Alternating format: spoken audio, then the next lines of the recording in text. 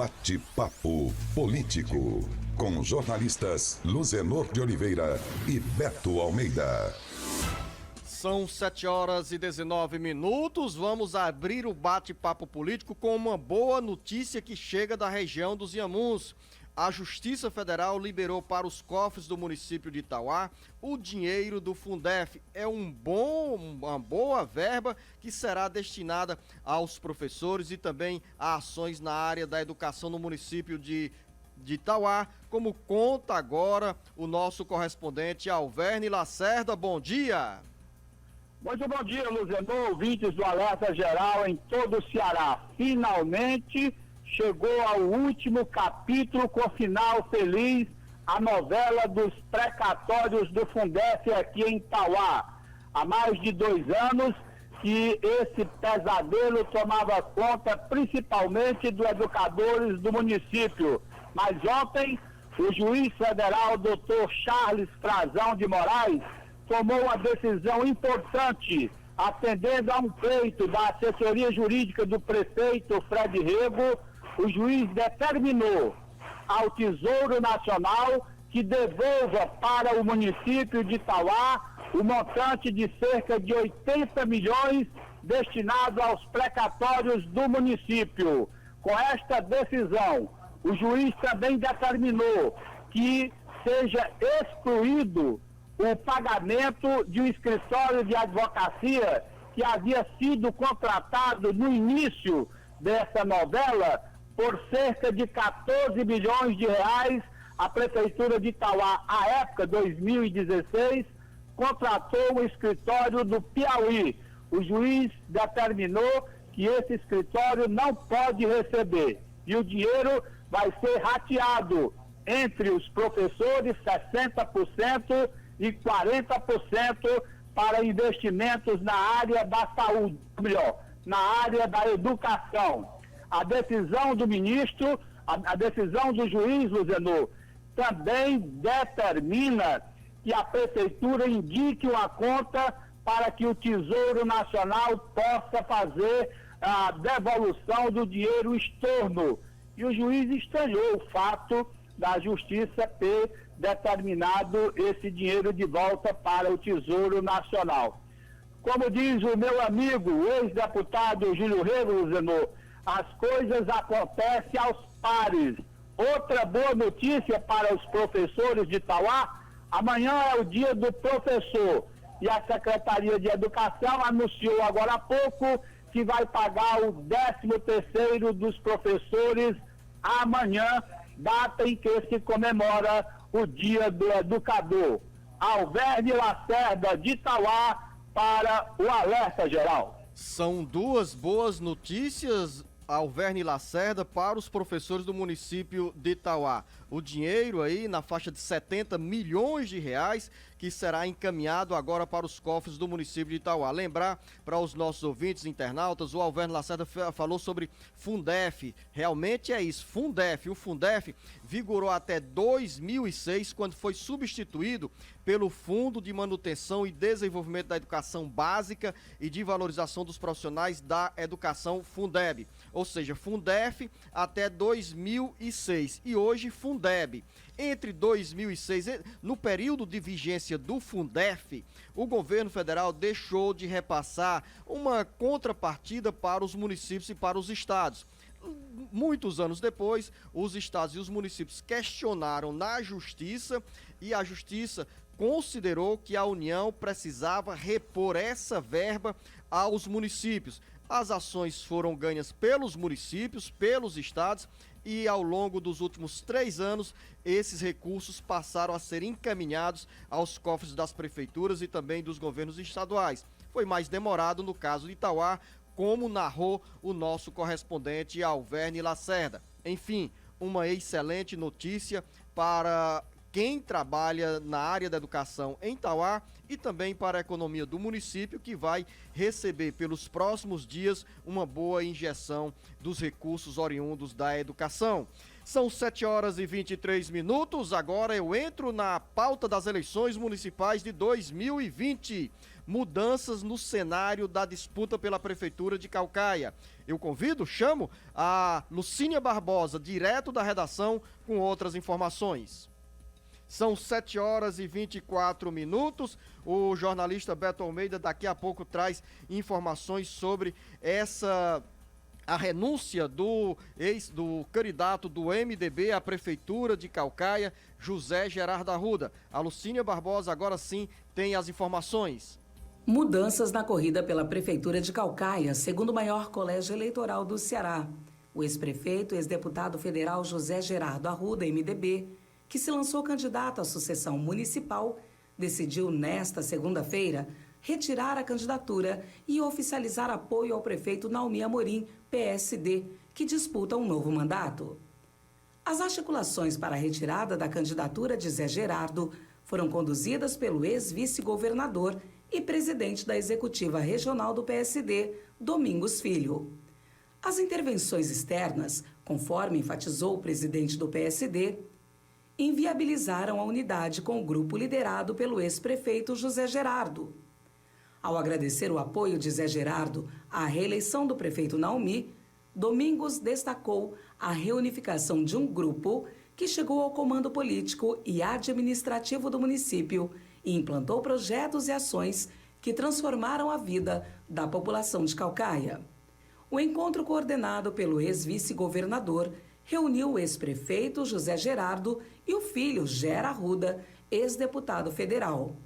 A vice de Zé Gerardo, ex-prefeita Inês Arruda, endossou o entendimento. Agora fica outra discussão. A quem se destinará o tempo da propaganda eleitoral no rádio e na televisão que o MDB tinha com a candidatura de José Gerardo Arruda? Com informações das eleições municipais, para o Jornal Alerta Geral, Lucinha Barbosa. São 7 horas e 26 minutos. Agora eu chamo o jornalista Beto Almeida, que tem outras informações sobre os desdobramentos dessas mudanças no quadro eleitoral no município de Caucaia, que é o segundo maior colégio eleitoral do Ceará. Beto Almeida, para onde vai o MDB? Porque o candidato, ou nesse momento ex-candidato a prefeito, José Gerardo Arruda, já definiu um rumo na sucessão municipal de Caucaia. Beto Almeida, análise política com credibilidade e isenção. Olha, Luziano, bom dia a você, bom dia aos nossos ouvintes. Foi uma verdadeira, vamos dizer, reviravolta, né, Luziano, na sucessão, na disputa pela Prefeitura de Caucaia. Essa decisão do ex-prefeito e ex-deputado Zé Gerardo Arruda de renunciar à sua candidatura lá pela Prefeitura de Caucaia para apoiar a reeleição do atual gestor, né, Naumi Amorim. O anúncio foi feito na noite de ontem, né, pelo presidente do PSD aqui no Ceará, o Domingos Filho, que inclusive divulgou vídeo nas redes sociais, e o próprio Zé Gerardo logo em seguida também divulgou nas redes deles um vídeo em que ele cita as razões pelas quais ele tomou a decisão de renunciar. Diz que foi um dia muito difícil na vida, na carreira dele, e pontuou, basicamente, Luziano, 3 questões. A primeira delas, ele faz uma crítica direta ao MDB. Diz que não teve um apoio nem de pessoal, nem de logística, que o MDB não entrou de cabeça na campanha dele, que faltou apoio.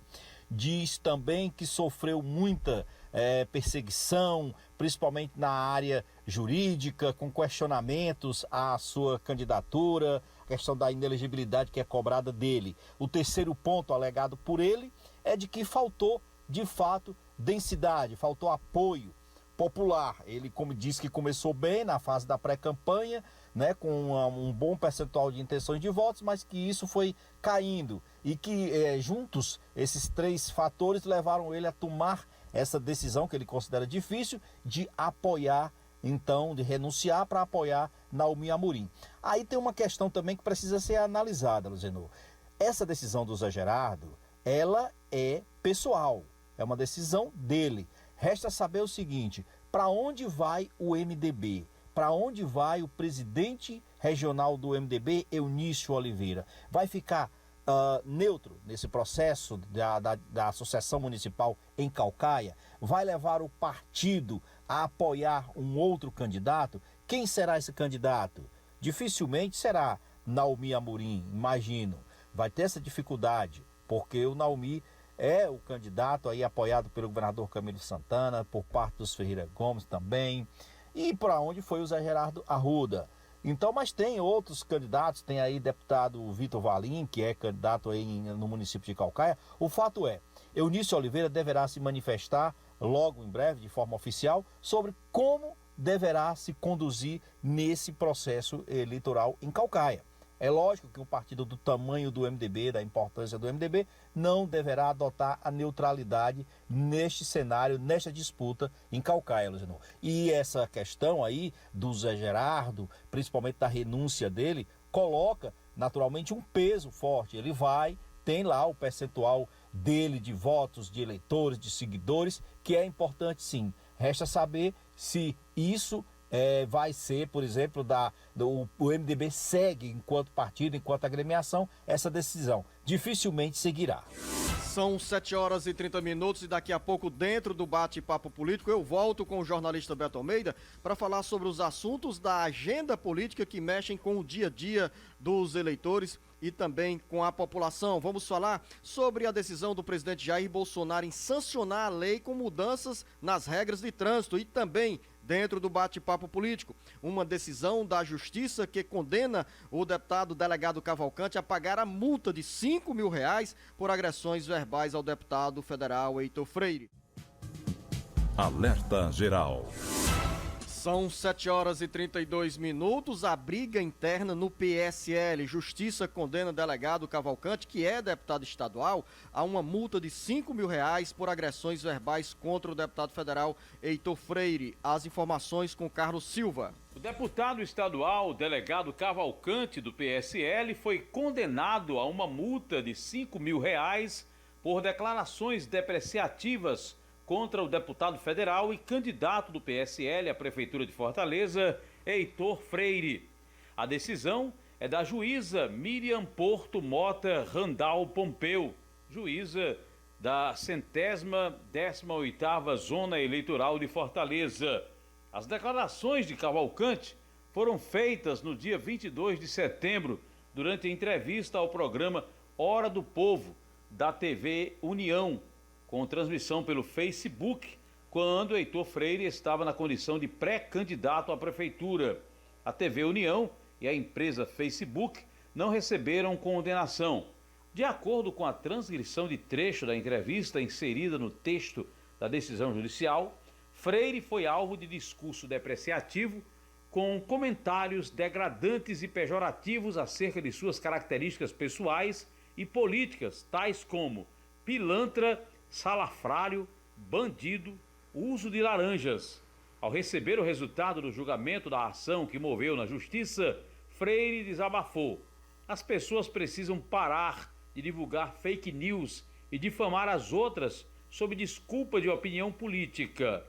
Com informações dos bastidores políticos, para o jornal Alerta Geral, Carlos Silva. Vamos continuar, Carlos Silva, falando sobre os bastidores políticos, porque tem reação. O jornalista Beto Almeida, como reagiu o delegado, o deputado Cavalcante, ao receber a notícia sobre essa condenação de R$5 mil, porque a justiça o considerou autor de agressões verbais pesadas contra Heitor Freire. Cavalcante vai mesmo recorrer dessa decisão?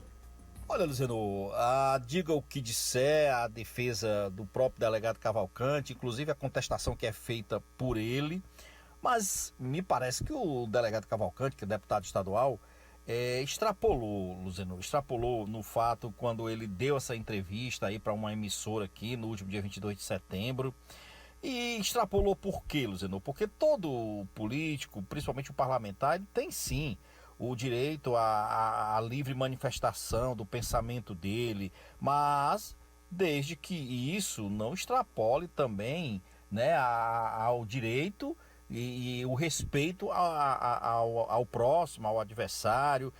Me parece assim, no entendimento da juíza, e eu concordo, que ele extrapolou as chamadas opiniões, as meras opiniões políticas, e ultrapassou esse limite para atacar moralmente o deputado federal Heitor Freire. Não é fácil, de repente, você ser atacado aí de pilantra, de salafrário, bandido, de parlamentar que usou laranjas, imputando inclusive condutas criminosas, mesmo que, como alega o delegado Cavalcante, todos esses fatos, no caso do uso de laranjas, são públicos, são notórios, mas ainda assim ele extrapola quando faz uso de termos pejorativos, né, e depreciativos, como pilantra, salafrário, bandido, como eu já falei. Olha, o delegado disse que vai recorrer, o delegado Cavalcante disse que vai recorrer da medida, que ele disse que está sendo vítima ele é que está sendo vítima de fake news, que está sendo vítima de perseguição do deputado Heitor Freire. Essa briga, Luziano,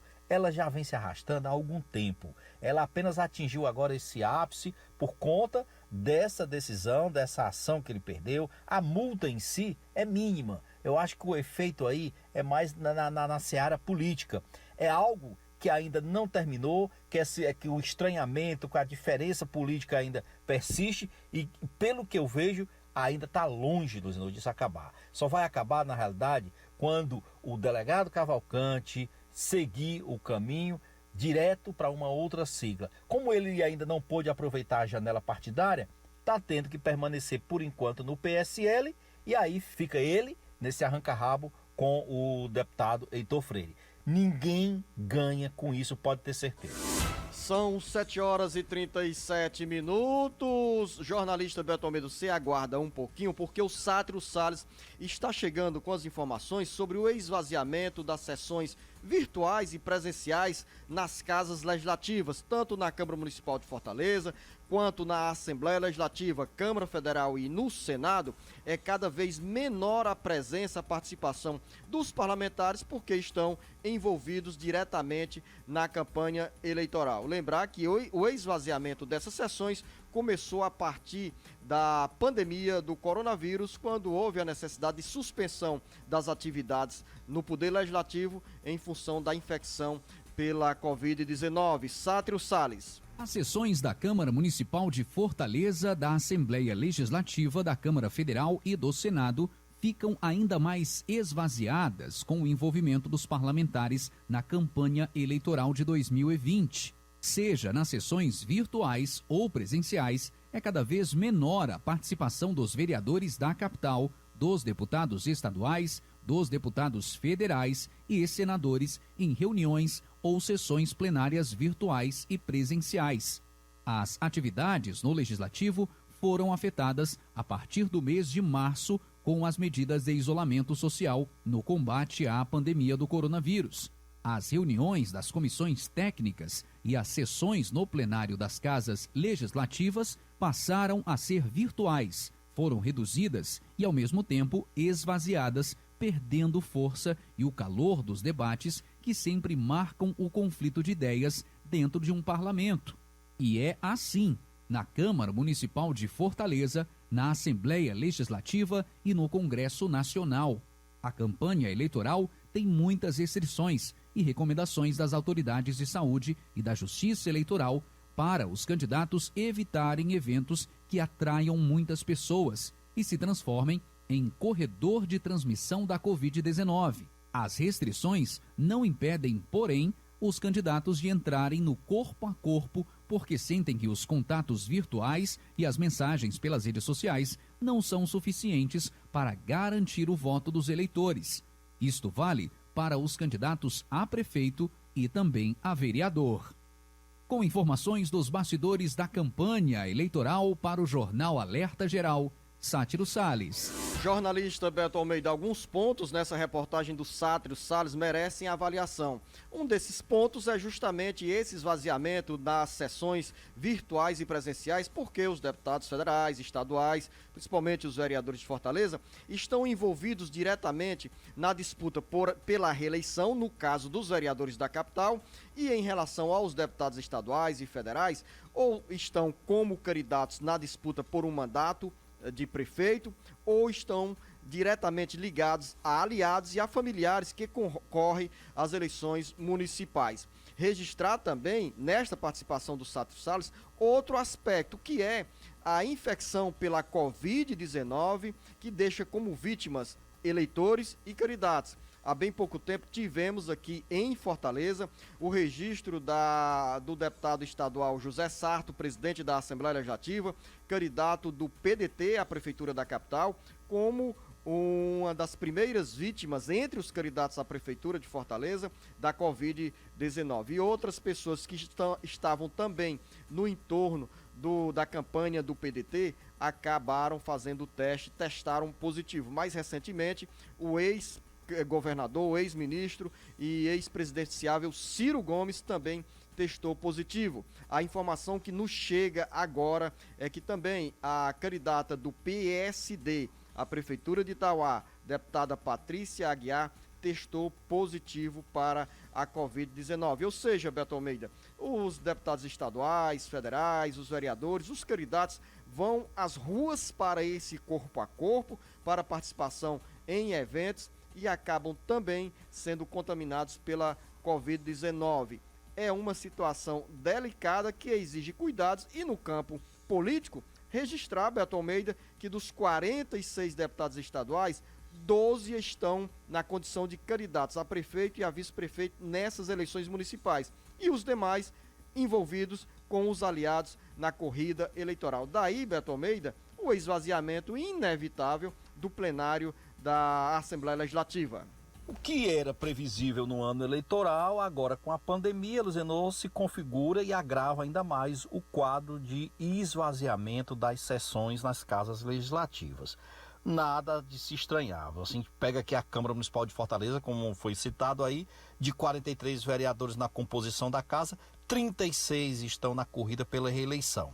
Na Assembleia Legislativa, dos 46 deputados estaduais, 12 estão concorrendo a prefeito. E aí, você, naturalmente, tem uma lista aí que cresce, porque tem candidato também a vice-prefeito, enfim.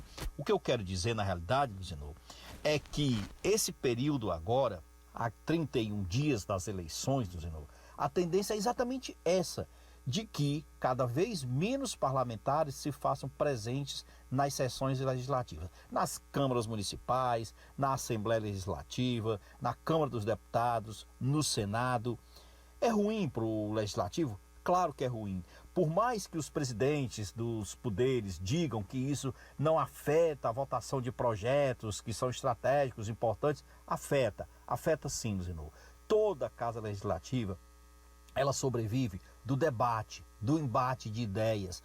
O projeto precisa passar por comissões técnicas. Muitas dessas comissões nem sequer estão funcionando. Basta ver, por exemplo, que no Congresso Nacional, na Câmara dos Deputados e também no Senado, projetos importantes como reforma administrativa e reforma tributária, os próprios presidentes dessas casas legislativas já disseram, tudo fica para o ano que vem, 2021. Então como é que não prejudica? Mas faz parte do processo, a gente tem que entender isso também. Tem que se imaginar o seguinte, os deputados, eles se engajam nas campanhas, eles entram de cabeça porque tem lá os seus domicílios, seus interesses eleitorais, tem seus aliados e eles precisam de fato participar. É a política, faz parte do processo, desde que isso seja democrático. E não tenha dúvida, as casas perdem porque logicamente as sessões ficam esvaziadas, mas por outro lado, é como se houvesse uma transferência, digamos assim, dos interesses nesse momento para o que ocorre, né, por conta da disputa eleitoral. E isso, a tendência é que a situação de esvaziamento das casas legislativas, ela se aprofunda cada vez mais à medida em que vai aí chegando o dia das eleições, que é 15 de novembro. Para a gente ter uma ideia, Luciano, a Assembleia Legislativa realiza uma sessão semanal, a Câmara Municipal aqui de Fortaleza também, o próprio Congresso também tem reduzido as suas sessões. Então, só por aí você já tem perda na qualidade e na quantidade dos projetos aprovados. Mas isso, repito, faz parte do processo. As eleições, elas inibem, elas de certo modo tiram o interesse dos parlamentares pelo que ocorre dentro do plenário e até nas comissões técnicas. Então agora é esperar que isso passe mesmo, é deixar para 2021. Então, Beto Almeida, vamos deixar também para o próximo bloco outras informações sobre assuntos que interessam a você, ouvinte internauta. A você, Beto Almeida, o nosso bom dia e um bom trabalho. Bom dia, Luzinor. Bom dia aos nossos ouvintes. Uma ótima quarta-feira e até amanhã, se Deus quiser. A você, ouvinte internauta, o nosso grande abraço. Fique ligado, fique ligada, porque tem muito mais para você aqui no Alerta Geral.